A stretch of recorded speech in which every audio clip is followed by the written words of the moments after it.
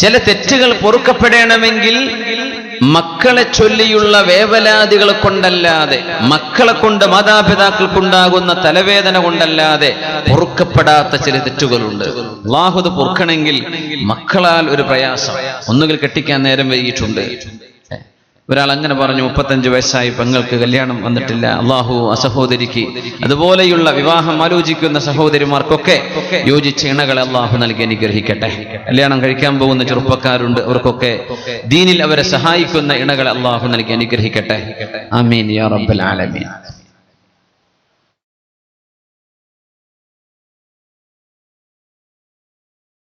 മക്കളെ ചൊല്ലിയുള്ള ഈ വേവലാദികളെ കൊണ്ടല്ലാതെ പൊറുക്കപ്പെടാത്ത ചില പാപങ്ങൾ. ഈ അടുത്ത് നമ്മുടെ സോഷ്യൽ മീഡിയയിലൊക്കെ ഒരു പെൺകുട്ടി ഒരു പൂജാരിയുടെ കൂടെ ഇറങ്ങി ഓടി എന്ന് പറഞ്ഞ് നിങ്ങൾ കേട്ടിട്ടുണ്ടാവും അല്ലേ? നിങ്ങൾ അറിഞ്ഞോ? അത് അത്ര പെട്ടെന്നല്ലേ സോഷ്യൽ മീഡിയ ഒക്കെ ഉള്ളതുകൊണ്ടേ, നല്ലത് പറഞ്ഞാലും വേ എത്തും, ചീത്ത പറഞ്ഞാലും വേ എത്തും, എന്ത് പറഞ്ഞാലും പെട്ടെന്ന് എത്തിക്കളയും. ആയിക്കോട്ടെ, പക്ഷെ നമുക്കൊരു വിഷമുണ്ട് അതില്. നമ്മുടെ ഒരു മുസ്ലിം കുട്ടിയല്ലേ, ആ കുട്ടി എങ്ങാനും ഇസ്ലാമിൽ നിന്ന് മതം മാറിപ്പോയാൽ റിദ്ദത്താണ്, മുർത്തദ്ദാണ്, നരകമാണ് പിന്നെ ശിക്ഷയുള്ളത്. ആ കുട്ടിയെ പോറ്റി വളർത്തിയ ഉമ്മ കല്യാണം ഉറപ്പിച്ചു വെച്ചിട്ടേ കുട്ടി ഉമ്മയോട് പറഞ്ഞത്, ഉമ്മ ഭർത്താവിന്റെ വീട്ടുകാര് ഡ്രസ്സ് എടുക്കാൻ വേണ്ടി വിളിക്കുന്നുണ്ട്, എന്നെ നിങ്ങൾ ടൗണിൽ ഒന്ന് ഡ്രോപ്പ് ചെയ്യണം. ഉമ്മ പിന്നെ ഒന്നും ആലോചിച്ചില്ല, ടൗണിൽ കൊണ്ട് ഇറക്കി കൊടുത്തു. ഓൾ ഇവനെ വിളിച്ചു വരുത്തിയിരിക്കുകയാണ്, അവന്റെ കൂടെ അങ്ങ് പോയി. ഇതാണ് ഇപ്പൊ സംഭവിച്ചത്. അള്ളാഹു നമ്മുടെ മക്കളൊക്കെ കാത്തുരക്ഷിക്കട്ടെ. എങ്ങനെ താലോലിച്ചുണ്ടാക്കുന്ന മക്കളാ നമ്മുടെ മക്കളൊക്കെ, എങ്ങനെ നമ്മൾ വളർത്തുന്നത്. അവർക്കൊരു ചെരുപ്പ് വാങ്ങിക്കുമ്പോ എത്ര ക്വാളിറ്റി നോക്കിയിട്ട് എടുക്കണത് അല്ലേ? ഇത് നല്ല തന്നെയാണോ?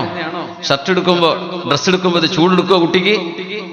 പാമ്പേഴ്സ് വാങ്ങിക്കുമ്പോൾ, ഡയാപ്പർ വാങ്ങിക്കുമ്പോൾ നല്ല കമ്പനി ആയിക്കോട്ടെ, എന്ന് കുഞ്ഞിന് മുറിവായി പോണ്ട. ഇങ്ങനെയൊക്കെ വളർത്തിയുണ്ടാക്കിയ മക്കൾ, അവർക്ക് സ്വന്തമായി നടക്കാനും തീരുമാനിക്കാനും ഓടാനും ഒക്കെ പ്രായമാകുമ്പോ സ്വന്തം മാതാപിതാക്കളെ ഇട്ടേച്ചോടുമ്പോ ആ ഉമ്മയുടെ വാപ്പയുടെ മനസ്സിലെ വേദന ഇവിടെ കൊണ്ടുപോയി വെക്കും. എന്തായിരിക്കും ആ സങ്കടം? അങ്ങനെയൊക്കെ ചില സങ്കടങ്ങൾ ഉണ്ടായാൽ അള്ളാഹു അവരുടെ ഒരുപാട് പാപങ്ങൾ അതുകൊണ്ട് പുറത്തു കൊടുക്കുമെന്ന് പരിശുദ്ധ റസൂലുള്ളാഹി സ്വല്ലല്ലാഹു അലൈഹി വസല്ലം. നമ്മുടെ മക്കൾക്കൊന്നും ബുദ്ധിമോശം സംഭവിക്കാതെ, മൃഗങ്ങളെപ്പോലെ ഭോഗത്തിന് മാത്രം ജീവിക്കുന്ന മൃഗങ്ങൾ പോലും അങ്ങനെയല്ല. അതായത് മൃഗങ്ങളെ പോലെ എന്ന് പറയാനും പറ്റില്ല, ദുർനടപ്പുകാരായ മനുഷ്യരെ പോലെ എന്ന് ഞാൻ പറയട്ടെ. വെറും ഭോഗിക്കാനും സുഖിക്കാനും മാത്രം ജീവിക്കുന്ന ഒരു തരത്തിലേക്ക് നമ്മുടെ മക്കളുടെ ചിന്തകൾ, നമ്മുടെ ആൺമക്കളും പെൺമക്കളും ഇങ്ങനെ വഴിതെറ്റിപ്പോകുന്ന ഒരവസ്ഥ. നമ്മുടെ മുതിർന്നവരും ചെറിയവരും ഏതു നേരവും വ്യഭിചാരത്തിന്റെ ചിത്രങ്ങൾ, വ്യഭിചാരത്തിന്റെ ചർച്ചകൾ, വ്യഭിചാരത്തിന്റെ ചിന്തകൾ. നിബിധങ്ങൾ പറഞ്ഞു, ഞാൻ പോവാണ്, ഈ ലോകത്ത് നിന്ന് യാത്ര പറഞ്ഞു പോവാൻ. പക്ഷേ മാ തറക്തു ബഅദി ഫിത്നതൻ അശദ്ദ അല الرجال മിനൻ നിസാ, ഞാൻ പോയാൽ നിങ്ങൾ കാണാൻ പോകുന്ന ഏറ്റവും വലിയ ഫിത്ന പെണ്ണുങ്ങളാണ്. എന്റെ ഉമ്മത്തിലെ പുരുഷന്മാർക്ക് അവരുടെ ദീനും ബുദ്ധിയും നഷ്ടപ്പെടാൻ പെണ്ണുങ്ങളാണ് നിങ്ങളുടെ മുമ്പിലുള്ള ഏറ്റവും വലിയ ഫിത്ന എന്റെ കാലശേഷം എന്ന് പറഞ്ഞു പോയിട്ടുണ്ട് മുഹമ്മദ് റസൂലുള്ളാഹി സ്വല്ലല്ലാഹു അലൈഹി വസല്ലം. അത് നിങ്ങൾ കരുതിയിരിക്കണേ. എന്റെ കാലശേഷം നിങ്ങൾക്ക് വരാനുള്ള ഏറ്റവും വലിയ ഫിത്ന അതാണ്, പെണ്ണുങ്ങൾ. നിങ്ങളുടെ ഈമാൻ വരെ നഷ്ടപ്പെടാൻ, നിങ്ങളുടെ മാതാപിതാക്കളുടെ പൊരുത്തം നഷ്ടപ്പെടാൻ മതിയോ? റിളല്ലാഹി ഫീ റിളൽ വാലിദൈൻ വസഖത്തുല്ലാഹി ഫീ സഖത്തുൽ വാലിദൈൻ. അല്ലാഹു നിങ്ങളോട് ഇഷ്ടപ്പെട്ടിട്ടുണ്ടോ, അല്ലാഹുവിന് നിങ്ങളോട് പൊരുത്തമാണോ എന്നറിയാൻ മാതാപിതാക്കളുടെ മുഖത്ത് നോക്കിയാൽ മതി. അവർക്ക് നിങ്ങളോട് സ്നേഹമുണ്ടോ, അവർക്ക് നിങ്ങളോട് പൊരുത്തമാണോ? അല്ലാഹു ജല്ല ജലാലു നിങ്ങളോട് പൊരുത്തമാണ്. മാതാപിതാക്കൾക്ക് നിങ്ങളോട് ദേഷ്യമുണ്ടോ? വെറുതെ ദേഷ്യം പിടിക്കണ മാതാപിതാക്കൾ ഉണ്ടാവും, അവരോട് സോറി, നിങ്ങൾക്ക് തെറ്റ്. വെറുതെ മക്കളോട് ശത്രുത കാണിക്കുന്ന മാതാപിതാക്കൾ വളരെ അപൂർവമാണ്, എന്നാലും കാണും. അതല്ല, മാതാപിതാക്കളെ സന്തോഷിപ്പിക്കാൻ വകയുണ്ടായിരിക്കത് ചെയ്യാതെ, അല്ലെങ്കിൽ അവരെ വിഷമിപ്പിച്ചുകൊണ്ടോ അവരെ വേദനിപ്പിച്ചുകൊണ്ടോ ഏതെങ്കിലും രീതിയിൽ അവരുടെ കണ്ണീരൊഴുകിയാൽ അള്ളാഹുവിന്റെ അർശ് കടന്ന് പിടക്കുന്ന അവർ അള്ളാഹുവിന് ഇഷ്ടമല്ല, അള്ളാഹുവിന് അവരോട് ദേഷ്യമാണ്. സഖത്തുല്ലാഹ് ഫീ സഖത്തുൽ വാലിദൈൻ, അള്ളാഹുവിന്റെ ദേഷ്യം മാതാപിതാക്കളുടെ ദേഷ്യത്തിലാണ്.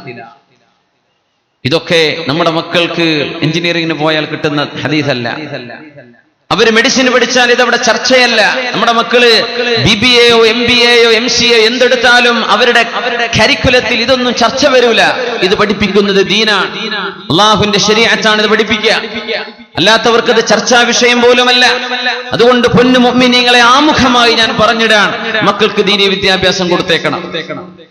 മക്കൾക്ക് ദീൻ പറഞ്ഞു കൊടുക്കിൻ. ഇന്ന് കേൾക്കാനും അറിയാനും നമ്മൾ വായന കുറഞ്ഞു പോയ കാലമാണ്. അതുകൊണ്ട് അള്ളാഹു കാണാനും കേൾക്കാനുമുള്ള ഒരുപാട് സംവിധാനങ്ങൾ CD ആയിട്ടോ യൂട്യൂബായിട്ടോ സോഷ്യൽ മീഡിയ ആയിട്ടോ കേൾക്കാനും കാണാനും മനുഷ്യൻ നോക്കി വായിക്കാൻ മടിയുള്ള കാലത്ത് ഒരുപാട് കാണാനും കേൾക്കാനും അള്ളാഹു അവസരം തന്നില്ലേ? മക്കൾക്ക് കേൾപ്പിച്ചു കൊടുക്കിൻ, മക്കൾക്ക് ദീൻ പറഞ്ഞു കൊടുക്കിൻ. ഇല്ലെങ്കിൽ നഷ്ടമാണ്. അള്ളാഹു നമ്മുടെ സമൂഹത്തിന് അപമാനകരമായ ഒരു സംഭവങ്ങളും ഇനി ഒരിക്കലും സംഭവിക്കാതെ ഈ നാടിനെ വിശേഷിച്ചും മുസ്ലിം പ്രദേശങ്ങളിൽ അള്ളാഹുവിന്റെ കാവൽ മൊത്തത്തിലും അള്ളാഹു നൽകി അനുഗ്രഹിക്കട്ടെ. ആമീൻ യാ റബ്ബൽ ആലമീൻ. ഇവിടെ നിന്നുകൊണ്ടാണ് നമ്മൾ കുടുംബത്തെ സംബന്ധിച്ച് ചർച്ച ചെയ്യുന്നത്. വളരെ പ്രത്യേകിച്ച് ഭാര്യ ഭർത്തൃ ബന്ധത്തെ സംബന്ധിച്ച്, മക്കളുമായുള്ള ബന്ധം, വീട്ടിൽ അനുജൻ ജ്യേഷ്ഠത്തിമാർ തമ്മിലുള്ള ബന്ധം, ഇങ്ങനെ തുടങ്ങി അള്ളാഹുവിനെ സൂക്ഷിക്കണേ എന്ന് പറഞ്ഞ ആരംഭ സൂറത്തുൻ നിസാഇന്റെ ആരംഭവാക്യം, സൂറത്തുൻ നിസായിലെ ആദ്യത്തെ ആയത്ത്. യാ അയ്യുഹൻ നാസ്, മനുഷ്യരേ, തഖൂ റബ്ബക്കും, അള്ളാഹുവിനെ നിങ്ങൾ സൂക്ഷിക്കണമേ, അള്ളാഹുവിനെ സൂക്ഷിക്കണം. ഞാൻ എന്റെ സ്വന്തം നഫ്സിനോടും അത് കഴിഞ്ഞാൽ നിങ്ങളോടും ഞാൻ വസിയത്ത് ചെയ്യാൻ, അള്ളാഹുവിനെ തഖ്വ ചെയ്ത് ജീവിക്കാൻ അള്ളാഹു നമ്മെ അനുഗ്രഹിക്കട്ടെ. الذي خلقكم من نفس واحدة, നിങ്ങൾ അല്ലാഹു തആല ഒരു നഫ്സിൽ നിന്നാണ് പടച്ചിട്ടുള്ളത്, ഒരു ശരീരത്തിൽ നിന്ന്. ഒരു വാപ്പയുടെ സയ്യിദുനാ ആദം നബി അലൈഹിസ്സലാമിൽ നിന്ന് തുടക്കം. وخلق منها زوجها, ആദം നബിയിൽ നിന്നാണ് അവരുടെ ഇണയെ പടച്ചത്, ഹവ്വാ ബീവിയെ. ഉമ്മ ഒന്നാണ്, വാപ്പ ഒന്നാണ്. കുച്ച് ബഡി ബാത് ഹോതി ഹോ തേജ മുസൽമാൻ ഭി ഏക്, മുസ്ലിമീങ്ങൾക്കും ആ ഒരു ഏകമായ ചിന്ത ഉണ്ടായിരുന്നെങ്കിൽ എന്ന് ഇഖ്ബാൽ കൊതിച്ചു പോയിട്ടുണ്ട്. ഒരു കുടുംബത്തെ പോലെ മനുഷ്യരാശിയെ കാണുകയാണ് അല്ലാഹു. മനുഷ്യരെ, നിങ്ങളുടെയൊക്കെ വാപ്പ ഒന്നാണ്, ഉമ്മ ഒന്നാണ്.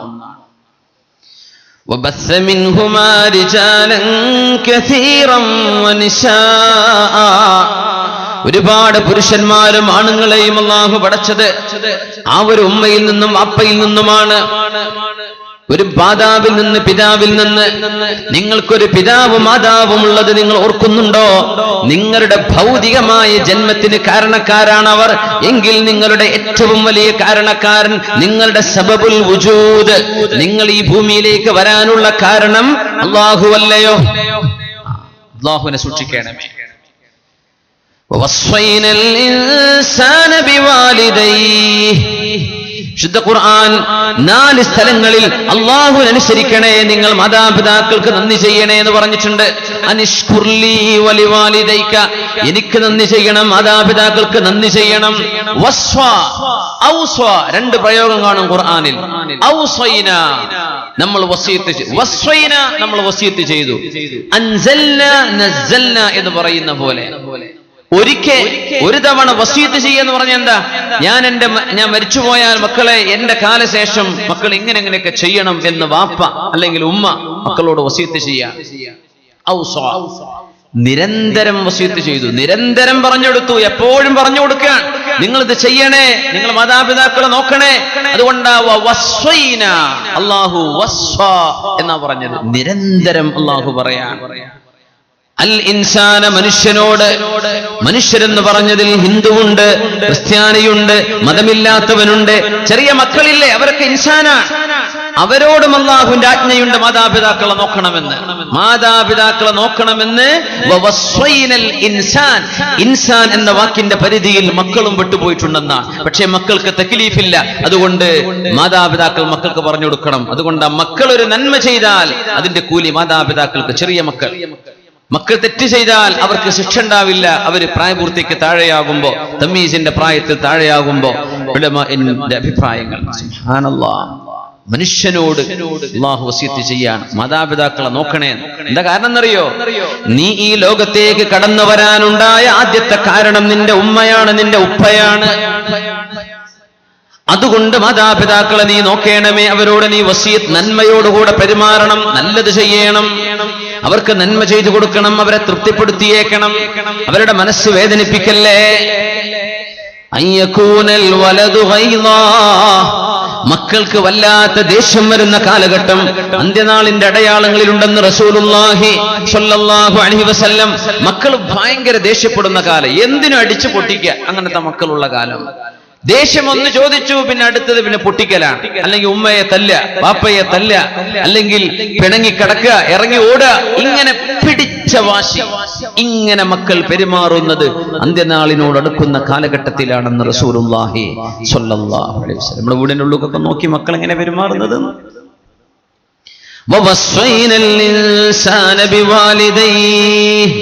ചെറിയ കുഞ്ഞിനോടും ആണിനോടും പെണ്ണിനോടും സർവ്വമതക്കാരനോടും മുസ്ലിമിനോടും അമുസ്ലിമിനോടും ഒരുപോലെ നിന്റെ മാതാപിതാക്കളെ നീ ശരിക്കും നോക്കി പരിപാലിക്കണമേ എന്ന അള്ളാഹുവിന്റെ ആജ്ഞ. വസ്വ, നിരന്തരം ഒന്നിന് പിറകെ ഒന്നായി അള്ളാഹു പറഞ്ഞുകൊണ്ടിരിക്കുന്നതിനാണ് വസ്വ എന്ന പ്രയോഗം. വസ്വൈന, ഔസ്വൈന എന്നല്ല, രണ്ടിന്റെയും അർത്ഥം ഒന്നാണ്, ധാതു ഒന്നാണ്, പക്ഷേ ചെറിയ വ്യത്യാസമുണ്ട്. എന്ത് ചെയ്യാ? നിരന്തരം അള്ളാഹു നിരന്തരം പറഞ്ഞുകൊണ്ടിരിക്കുക. കാരണം എന്താണെന്നറിയോ? നിന്റെ ഭൗതികമായ ജന്മത്തിന്റെ കാരണക്കാർ നിന്റെ വാപ്പയും ഉമ്മയുമാണെങ്കിൽ, നിന്റെ വാപ്പയുടെയും ഉമ്മയുടെയും ജന്മത്തിന്റെ കാരണക്കാർ അവരുടെ ഉമ്മയും വാപ്പയാണെങ്കിൽ, മനുഷ്യപിതാവിന്റെ ജന്മത്തിന്റെ കാരണക്കാരൻ അല്ലാഹുവല്ലയോ? നിന്റെ ജന്മത്തിന്റെയും ശരിയായ കാരണക്കാരൻ അല്ലാഹുവല്ലേ? നിന്റെ കൺമുമ്പിൽ നിനക്ക് കാണുന്ന കാരണക്കാരാണ് നിന്റെ ഉമ്മയും വാപ്പയും. നീ അവർക്ക് നന്ദി ചെയ്തേക്കണം. എങ്കിൽ പിന്നെ അള്ളാഹുവിനെ മനസ്സിലാക്കാൻ നിനക്ക് എളുപ്പമായി വരും. അള്ളാഹുവാണല്ലോ നിന്നിങ്ങോട്ട് കൊണ്ടുവന്നത്, അള്ളാഹുവല്ലേ നിന്നെ ജനിപ്പിച്ചത്, വാപ്പതിന്റെ കാരണക്കാരനല്ലേ ആയിട്ടുള്ളൂ. അങ്ങനെ ജനിപ്പിച്ച അള്ളാഹുവിനെ, നിനക്ക് ജന്മം നൽകിയ അള്ളാഹുവിനെ നിനക്ക് ഓർത്തെടുക്കാൻ എളുപ്പമാണ്. എങ്ങനെ? നിന്റെ മാതാപിതാക്കളെ കണ്ടാൽ, അവരെ കാണുമ്പോൾ നിനക്ക് അള്ളാഹുവിനെ ഓർമ്മ വരും. കൊണ്ടാണ് അള്ളാഹു മാതാപിതാക്കളുടെയും അള്ളാഹുവിന്റെയും വിഷയം ചേർത്ത് പറയാൻ കാരണം 4 സ്ഥലങ്ങളിൽ ശുദ്ധ ഖുർആൻ. അള്ളാഹു നമ്മുടെ മക്കൾക്കൊക്കെ നല്ല അച്ചടക്കം നൽകട്ടെ. ബിർറു ആബാഅകും തബുറുകും അബ്നാഉകും, നിങ്ങൾ നിങ്ങളുടെ മാതാപിതാക്കളോട് നന്നായി പെരുമാറിക്കോളൂ, നിങ്ങളുടെ മക്കൾ നിങ്ങളോട് നന്നായി പെരുമാറും. നിങ്ങൾ സ്വന്തം മാതാപിതാക്കളോട് നന്നായി പെരുമാറിയാൽ നിങ്ങൾക്ക് പ്രായമാകുന്ന കാലത്ത്, നിങ്ങൾക്കൊരു സഹായം ആവശ്യമാകുന്ന കാലത്ത് അവർ നിങ്ങളോട് നന്നായി പെരുമാറും. നിങ്ങൾ വ്യഭിചാരത്തിലേക്ക് പോകാതെ ശരീരം സൂക്ഷിച്ചാൽ, നിങ്ങളുടെ ഭാര്യമാർ വ്യഭിചാരത്തിലേക്ക് പോകാതെ ശരീരം സൂക്ഷിക്കും. നിങ്ങൾ ചെയ്താൽ അവർ നിങ്ങൾക്ക് സൂക്ഷിച്ചു തരും. നിങ്ങൾ അല്ലാഹുവിനെ സൂക്ഷിച്ചാൽ അവർ സൂക്ഷിക്കും. ഏതെങ്കിലും ഒരാൾ, ഉലമാ പറയാറുണ്ട്, ഏതെങ്കിലും ഒരാൾ സ്വന്തം മാതാപിതാക്കൾക്ക് നന്മ ചെയ്ത്, അത് മാത്രമല്ല വേറെ ആരുടെയോ മാതാപിതാക്കൾക്ക് നന്മ ചെയ്താൽ, വേറെ ആരുടെയോ മക്കൾ നിങ്ങൾക്ക് വേണ്ടി നന്മ ചെയ്യാനുണ്ടാകും. നിങ്ങൾ നോക്കിയത് ഏതോ ഒരു വാപ്പയെ, സ്വന്തം വാപ്പയെ ഒഴിവാക്കിയിട്ടല്ല, അവരൊക്കെ നോക്കുന്നതോടുകൂടെ വേറെ ആരുടെയോ വാപ്പയെ ഹോസ്പിറ്റലിൽ കൊണ്ടുപോകാൻ നിങ്ങൾ മുതിർന്നിട്ടുണ്ട്, സഹായം ചെയ്യാൻ ഒരുങ്ങിയിട്ടുണ്ട്, ചാരിറ്റി പ്രവർത്തനങ്ങൾ ചെയ്തു കൊടുത്തിട്ടുണ്ട്, ദാരിദ്ര്യം നീക്കിക്കളയാൻ പരിശ്രമിച്ചിട്ടുണ്ടെങ്കിൽ, നിങ്ങളുടെ മാതാപിതാക്കളല്ലാത്ത മാതാപിതാക്കളെ നിങ്ങൾ സഹായിക്കാൻ മുന്നോട്ട് വന്നാൽ, നിങ്ങളുടെ മക്കളല്ലാത്ത മറ്റാരുടെയോ മക്കൾ നിങ്ങളെ സഹായിക്കാൻ വരുമെന്ന് അള്ളാഹുവിന്റെ ദീൻ പഠിപ്പിക്കുന്നുണ്ട്. അത്ഭുതമാണത്. നീ എങ്ങനെയാണോ പെരുമാറുന്നത്, അങ്ങനെയാണ് നിന്നോട് പെരുമാറപ്പെടുന്നത്. നമ്മൾ എങ്ങനെ അങ്ങോട്ട്, അങ്ങനെ അങ്ങോട്ടുണ്ടാവുക.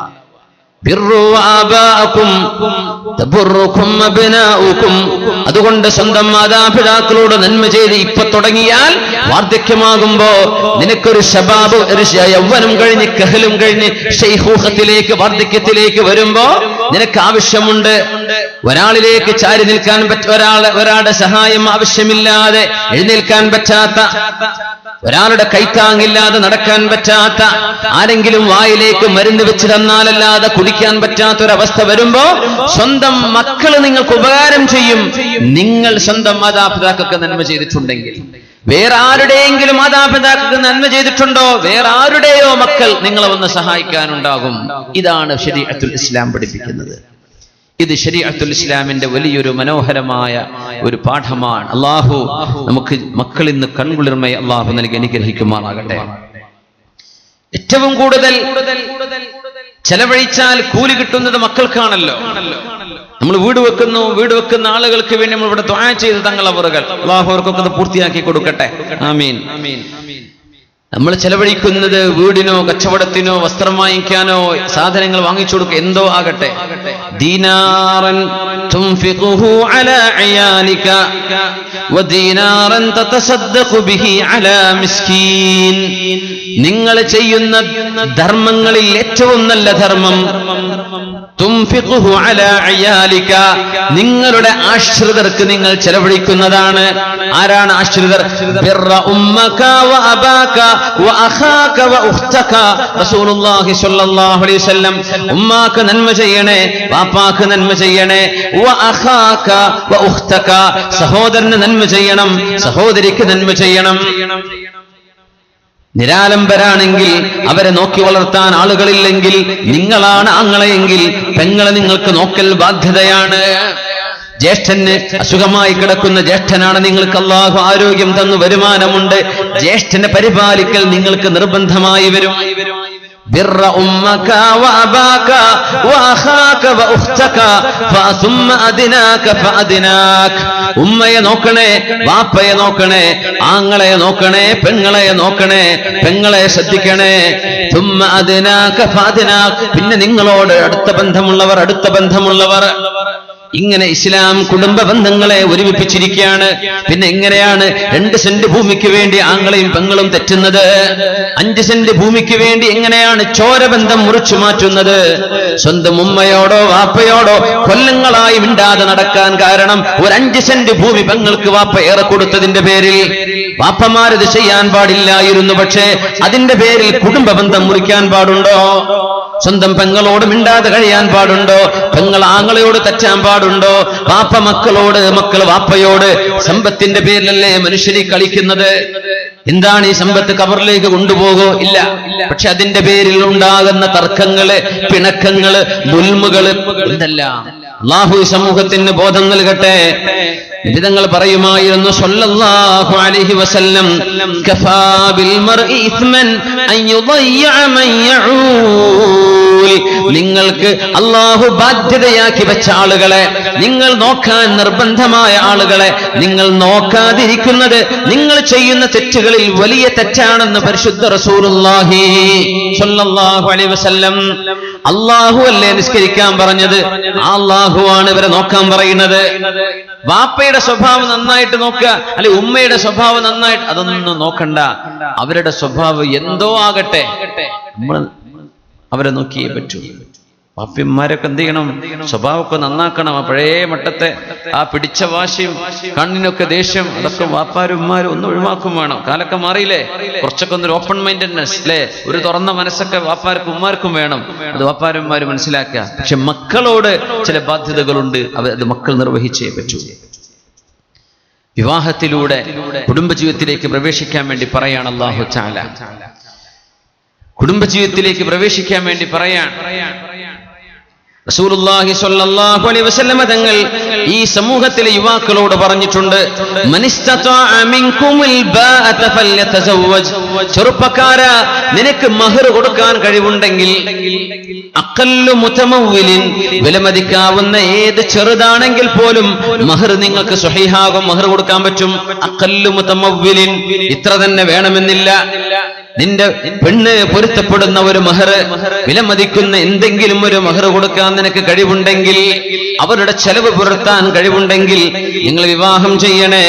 ഫഇന്നഹു അഗല്ലു ലിൽ ബസ്വരി, നിങ്ങളുടെ കണ്ണുകൾ പോകുന്ന ബസ്സിലെ, കാറിലെ, വാഹനത്തിലോടുന്ന, സ്കൂളിൽ നിന്ന് പുറത്തിറങ്ങി വരുന്ന, കോളേജ് വിട്ട് വരുന്ന കുട്ടികളൊക്കെ നോക്കിയിട്ട് കണ്ണുകൊണ്ട് ഹറാമ് നിറക്കുന്നതിന് പകരം നിങ്ങളുടെ കണ്ണുകൾക്ക് ഹലാലായി അള്ളാഹു അനുവദിച്ച ഒരു ഭാര്യയെ സ്വീകരിച്ചുകൂടെ? ഞങ്ങൾ പറയാം, നിങ്ങളുടെ കണ്ണിനെ സൂക്ഷിക്കാൻ നല്ലത് അതാണല്ലോ. നിങ്ങൾ അള്ളാഹുവിനെ സൂക്ഷിക്കാൻ വേണ്ടി വിവാഹം ചെയ്യണേ. കണ്ടവരെ മുഖത്ത് നോക്കി നിൽക്കല്ലേ, കണ്ണിനെ സൂക്ഷിക്ക്, കണ്ണുകൊണ്ട് വ്യഭിചരിക്കല്ല. നിന്റെ ഗുഹ്യ സ്ഥാനം സൂക്ഷിക്കാനും നിനക്ക് നല്ലത് നീ വിവാഹം ചെയ്യലാണ്. ശുദ്ധ റസൂലുള്ളാഹ്. അതുകൊണ്ടാണ് കല്യാണം കഴിച്ചവരെ സംബന്ധിച്ച് ശർഅ ഉപയോഗിക്കുന്ന ഒരു വാക്കുണ്ട്, മുഹ്സൻ. വൽ മുഹ്സനാതു മിനൻ നിസാ. മുഹ്സൻ എന്ന് പറഞ്ഞാൽ ശാരീരികമായ ചാരിത്ര ശുദ്ധി കൈവരുത്തിയ ആളുകൾ. കല്യാണം കഴിഞ്ഞവൻ പിന്നെ വ്യഭിചരിക്കാൻ പോവില്ല, അല്ലാത്തവനും പോവാൻ പാടില്ല. കല്യാണം കഴിഞ്ഞാൽ പിന്നെ ഹലാലായ വഴി അള്ളാഹു തന്നിരിക്കെ എങ്ങനെയാണ് അവൻ ഹറാമിനെ പറ്റി ചിന്തിക്കുന്നത്? അതുകൊണ്ടാണ് വ്യഭിചരിച്ച മനുഷ്യൻ മുഹ്സനാണ് ണെങ്കിൽ, വിവാഹം ചെയ്തവനോ വിവാഹം ചെയ്തവളോ ആണെങ്കിൽ വ്യഭിചാരത്തിന്റെ ശിക്ഷയുടെ വ്യത്യാസമുണ്ടവിടെ. വിവാഹം ചെയ്തവനും അല്ലാത്തവനും തമ്മിൽ. വിവാഹം ചെയ്തവനോ ചെയ്തവളോ ആണെങ്കിൽ, മുഹ്സനോ മുഹ്സനത്തോ ആണെങ്കിൽ അവരെ മരണം വരെ, മരിക്കുന്നവരെ എറിയണമെന്നാണ് ശർഅന്റെ നിയമം. എറിഞ്ഞു കൊല്ലണമെന്നാണ്. വാളുകൊണ്ട് വെട്ടിക്കൊലപ്പെടുത്താൻ അറിയാവുന്നത് കൊണ്ടാണോ? ആ ഒരു സംവിധാനം നബിതങ്ങളുടെ കാലത്തില്ലാത്തത് കൊണ്ടാണോ? ഒരു കുന്തമെറിഞ്ഞ് കൊലപ്പെടുത്താൻ പറ്റാത്തത് കൊണ്ടാണോ? മറ്റേതെങ്കിലും രീതിയിൽ ജീവനെടുക്കാൻ പറ്റാത്തത് കൊണ്ടാണോ? അല്ല, അവൻ മുഹ്സനായിരിക്കെ, നിക്കാഹ് ചെയ്തവനായിരിക്കെ, അവൻ ദാമ്പത്യ ജീവിതം അനുഭവിച്ചവനായിരിക്കെ പിന്നെ എങ്ങനെയാണ് അവൻ ഹറാമിലേക്ക് പോയത്? അതുകൊണ്ട് അള്ളാഹുവിന്റെ ഭൂമിയിൽ നിന്ന് അവൻ വേണ്ട, അവനെ നിന്ദ്യമായ രീതിയിൽ ഇവിടെ നിന്ന് കൊണ്ടുപോകണം. അതുകൊണ്ട് ഉർജുമൂ, മരണം വരെ കല്ലെറിയണമെന്ന് പഠിപ്പിച്ചിട്ടുണ്ട് റസൂലുള്ളാഹി സ്വല്ലല്ലാഹു അലൈഹി വസല്ലം. ഇസ്ലാമിന്റെ കോടതിക്ക് മുമ്പിലാണ് വിഷയമെത്തുന്നതെങ്കിൽ ആണും പെണ്ണും എറിഞ്ഞു കൊല്ലപ്പെടും. ഇതാണ് ഇസ്ലാമിന്റെ ശർഅന്റെ നിയമം. വിവാഹം ചെയ്യാത്തവനാണെങ്കിലോ ജൽദു മിഅത്തിൻ വതജ്ലീദു ആം വഇജ്ലാഉ ആം, ഒരു വർഷത്തേക്ക് നാടുകടത്തുകയും 100 വീതം അടിക്കപ്പെടുകയും ചെയ്യും. അവര് ചാട്ടവാറുകൊണ്ടുള്ള അടി. ആർക്ക്? വിവാഹം ചെയ്യാത്തവനാണ് വ്യഭിചരിച്ചതെങ്കിൽ. അതിനൊക്കെയുള്ള പരിഹാരം അള്ളാഹു നിങ്ങൾക്ക് മഹർ കൊടുക്കാൻ കഴിവ് തന്നാൽ, ചെറുപ്പക്കാര എന്റെ ബിസിനസ് ഒന്ന് ഉഷാറാവട്ടെ എന്നിട്ട് മതി എന്ന് പറയല്ല. 10 കൊല്ലം നീണ്ടു നിൽക്കുന്ന നിന്റെ വീട് പണി തീരട്ടെ എന്ന് പറയല്ല. നിനക്ക് മഹർ കൊടുക്കാൻ കഴിവുണ്ടെങ്കിൽ നിക്കാഹിനെ പറ്റി ആലോചിച്ചോ. നിന്റെ പഠനം മുന്നോട്ട് പോയിക്കോട്ടെ, കച്ചവടം മുമ്പോട്ട് പോയിക്കോട്ടെ, വ്യഭിചാരത്തിലേക്ക് പോകാതെ ശരീരം സൂക്ഷിച്ചോളൂ. അള്ളാഹുവിന്റെ ഹബീബ് സ്വല്ലല്ലാഹു അലൈഹി വസല്ലം തങ്ങൾ മിഅ്റാജിന്റെ രാവിൽ കണ്ട ഒരു കാഴ്ചയെ സംബന്ധിച്ച് പറഞ്ഞിട്ടുണ്ട്. എന്നെ കൊണ്ടുപോയി അള്ളാഹുവിന്റെ മലക്കുകൾ നോക്കുമ്പോൾ ജുബ്ബുൻ മുഗത്താ, മൂടപ്പെട്ട ഒരു കിണർ പോലെ ഞങ്ങൾ കണ്ടു. അത് നരകമായിരുന്നു. ആ നരകത്തിന്റെ ഉള്ളിൽ ഒരുപാട് ആളുകളുണ്ട്, ആണുങ്ങളും പെണ്ണുങ്ങളും. വസ്ത്രങ്ങളില്ലാത്തവര് ഒരുപാട് ആണുങ്ങളും പെണ്ണുങ്ങളും. ആ പാത്രത്തിന്റെ ഉള്ളിൽ നിറയെ തീയാണ്. അടിയിൽ നിന്ന് തീയങ്ങ് പൊങ്ങുമ്പോൾ ഈ ആണുങ്ങളും പെണ്ണുങ്ങളും ഒന്നാകെ ആ കുഴിയിൽ നിന്ന് എഴുന്നേറ്റോടാൻ ഭാവിക്കുന്ന പോലെ ആ മൂടപ്പെട്ട ഒരു കലം പോലെ നിൽക്കുന്ന നരകത്തിന്റെ ഒരു കുഴിയാണ്. ഇതിന്റെ മേലോട്ട് എല്ലാവരും പൊങ്ങി വരും, ആർത്ത് വിളിച്ചിട്ട്. ആർക്കും പുറത്തു വരാൻ പറ്റുന്നില്ല. തീ അങ്ങ് താഴെ പോയാൽ ഇവര് താഴെ പോകുന്നു. തീ വരുമ്പോൾ മേലോട്ട് ആർത്ത് നിലവിളിച്ച് മേലെ വരുന്നു. മൻ ഹൗലാഇ യാ ജിബ്രീൽ, ജിബ്രീലേ ഇതാരാണ്, ആരാണ്, എന്താണ് ഈ സംഭവിക്കുന്നത്? നബിയേ, ഹൗലാഇ സുനാതു മിൻ ഉമ്മതിക യാ റസൂലല്ലാഹ്, അങ്ങയുടെ ഉമ്മത്തുകളിൽ വ്യഭിചാരം ചെയ്ത് നടന്നവരെ അള്ളാഹു ശിക്ഷിക്കുന്ന രീതിയാണിതെന്ന് മിഅ്റാജിന്റെ രാവിൽ ഹബീബിന് കാണിച്ചു കൊടുത്തിട്ടുണ്ട് അള്ളാഹു ജല്ല ജലാലു. അതുകൊണ്ടാണ് അള്ളാഹു കാവൽ ചോദിക്കാൻ വേണ്ടി പറഞ്ഞത്, നിങ്ങൾ തഹ്സീന് ചെയ്തോളൂ, ശരീരം സൂക്ഷിച്ചോളൂ, വിവാഹത്തെ പറ്റി ആലോചിച്ചു തുടങ്ങിക്കോളൂ, നീട്ടിക്കൊണ്ടുപോവേണ്ട. കണ്ണ് സൂക്ഷിക്കാനും ശരീരം വ്യഭിചരിക്കാതെ സൂക്ഷിക്കുവാനും നിങ്ങൾക്ക് ഉത്തമം അതാണ്. അതുകൊണ്ടാണ് വിവാഹപ്രായം എത്തിയിട്ടും മക്കളെ പഠിപ്പിച്ച് നിങ്ങൾ മെഡിസിൻ പഠിപ്പിച്ചോ കുഴപ്പമില്ല, എഞ്ചിനീയറിംഗിന് പഠിപ്പിച്ചോ കുഴപ്പമില്ല, എത്ര കാലം വേണമെങ്കിലും പഠിപ്പിച്ചോ, പക്ഷേ വിവാഹത്തിലേക്ക് ആഗ്രഹമാകുന്ന ഒരു കാലമായി തുടങ്ങിയാൽ, വിവാഹത്തെപ്പറ്റി ചിന്തിക്കുന്ന ഒരു പ്രായം നിങ്ങളുടെ പെൺമക്കൾക്കോ ആൺമക്കൾക്കോ ആയി കഴിഞ്ഞാൽ നിങ്ങൾ വിവാഹം ചെയ്യിച്ചു കൊടുക്കണം. എന്നിട്ട് മതി പഠനം. വിവാഹത്തിന്റെ സമയമായി കഴിഞ്ഞാൽ വിവാഹം ചെയ്യിപ്പിക്കണേ. 3 വിഷയങ്ങൾ നീട്ടിക്കൊണ്ടുപോവല്ലെന്ന് റസൂലുള്ളാഹി സ്വല്ലല്ലാഹു അലൈഹി വസല്ലം തങ്ങൾ പറഞ്ഞിട്ടുണ്ട്. 3 വിഷയങ്ങൾ നീട്ടിക്കൊണ്ടുപോവരുത്. 1, നിസ്കാരത്തിന്റെ സമയമായാൽ അത് വളരെ പെട്ടെന്നതിന്റെ ആദ്യ സമയത്ത് തന്നെ നിർവഹിച്ചേക്കണം. 2, ഒരു മയ്യത്ത് മരിച്ചു കഴിഞ്ഞാൽ പിന്നെ ആള് ഗൾഫിൽ നിന്ന് വരട്ടെ, അബുദാബിയിൽ നിന്ന് വരട്ടെ, ഖത്തറിൽ നിന്ന് വരട്ടെ, കുവൈറ്റിൽ നിന്ന് വരട്ടെ, കാത്തുവെക്കണ്ട. മയ്യത്ത് മരിച്ചു കഴിഞ്ഞാൽ മയ്യത്ത് നിങ്ങൾ ഉടനെ മറവ് ചെയ്തേക്കണം. പിന്നെ പറഞ്ഞു 3ാമത്തെ വിഷയം, നിങ്ങളുടെ പെൺകുട്ടികൾക്ക് വിവാഹപ്രായമെത്തി വിവാഹത്തിലേക്ക് ആഗ്രഹം തോന്നി തുടങ്ങിയാൽ പിന്നെ കല്യാണം അതും ഇതും പറഞ്ഞ് നീട്ടിക്കൊണ്ടുപോവണ്ട. നിക്കാഹ് ചെയ്യിപ്പിച്ചോ, നിക്കാഹ് ചെയ്യിച്ചിട്ട് മതി ബാക്കി പഠനം. അല്ലാതിരിക്കുമ്പോഴാണ് ഇല്ലാതകുൻ ഫിത്നതും ഫിൽ അർളി വഫസാദുൻ അരീദ്. നബി തങ്ങൾ പറഞ്ഞുവല്ലോ, ഇദാ അതാകും മൻ തർളൗന ദീനഹു വഅമാനതഹു ഫസവ്വിജൂഹു. നിങ്ങൾക്കൊരു ചെറുപ്പക്കാരന്റെ മതബോധവും ആ ചെറുപ്പക്കാരന്റെ സത്യസന്ധതയും ബോധ്യപ്പെട്ടാൽ, പ്രായപൂർത്തിയായി വിവാഹപ്രായമെത്തി നിൽക്കുന്ന കുട്ടികളുണ്ടെങ്കിൽ നിങ്ങൾക്ക് അവരെ വിവാഹം ചെയ്തു കൊടുക്കാം. ഈ സത്യസന്ധന്, ദീനുള്ള ചെറുപ്പക്കാരന്. ഇല്ലാതെ ഫഅലു, നിങ്ങളത് ചെയ്തില്ലെങ്കിൽ തകുൻ ഫിത്നതുൻ ഫിൽ അർളി, അല്ലാഹുവിന്റെ ഭൂമിയിൽ ഫിത്നയുണ്ടാകും. വഫസാദുൻ അരീദ്, ഒരുപാട് ഭയാനകമായ വിപത്തുകൾ ഇവിടെ സംഭവിക്കും. ആ വിപത്തിന്റെ ബാക്കിയാണ് പൂജാരിയുടെ കൂടെ ഇറങ്ങി ഓടുന്നത്. ആ വിപത്തിന്റെ ബാക്കിയാണ് 4 കുഞ്ഞുങ്ങളുള്ള ഉമ്മ തന്റെ ഭർത്താവ് കഷ്ടപ്പെട്ടുണ്ടാക്കിയ വീടിന്റെ ഉള്ളിൽ മണിമാളികൾ സുഖിച്ച് ജീവിച്ചിട്ട് കണ്ടവന് ഫോൺ ചെയ്ത് വിളിച്ചു വരുത്തിയിട്ട് കൂടെ ഇറങ്ങി ഓടുന്നത്. നിങ്ങൾ ഉണ്ടാക്കി വെച്ച ഫിത്നയാണ്. നിങ്ങളാണ് ഇതിന് കാരണക്കാർ. നിങ്ങളാണ് അവർക്ക് തഹ്സീന് ചെയ്യാത്തവര്. നിങ്ങൾക്ക് അവരുടെ സംരക്ഷണം അല്ലാഹു ഏൽപ്പിച്ചിരുന്നു, എന്തുകൊണ്ട് ചെയ്തില്ല? മക്കൾ കണ്ടവന്റെ കൂടെ പോകുന്നത്, ഒളിച്ചോടുന്നതോ മുങ്ങിയോടുന്നതോ ഒക്കെ അവർക്ക് വിവാഹത്തിലേക്ക് ആവശ്യമുള്ളൊരു ഘട്ടം വന്നപ്പോ നിങ്ങളത് ചെയ്യാതിരുന്നതിന്റെ ഫലമാണ്. നിങ്ങൾ ചെയ്തില്ലെങ്കിൽ ലോകത്ത് ഫിത്ന വരുമെന്ന് പരിശുദ്ധ റസൂലുള്ളാഹി സ്വല്ലല്ലാഹു അലൈഹി വസല്ലം.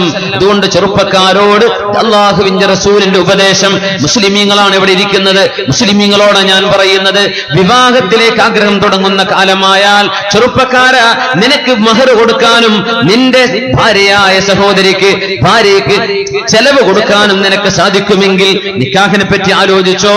നിനക്ക് അല്ലാഹു അതിൽ ബറക്കത്ത് തരും. നിന്റെ ദീനിന്റെ 2 ഭാഗം അല്ലാഹു പൂർത്തിയാക്കി തരും. ഒരു ഭാഗം പിന്നെ നീ ശ്രദ്ധിച്ചാൽ മതി. 2 ഭാഗം പൂർത്തിയാണ്. മൻ തസവ്വജ ബിംറഅത്തിൻ ഫഖദ് അഹ്റജ സുലുസൈ ദീനിഹി. ആദ്യത്തെ പരിഹാരം ഇതാണ്. പരിശുദ്ധ റസൂലുള്ളാഹി സ്വല്ലല്ലാഹു അലൈഹി വസല്ലം പറയുമായിരുന്നു, അദ്ദുന്യാ മതാ വഖൈറു മതാഇഹാ അൽമർഅതു സ്വാലിഹ.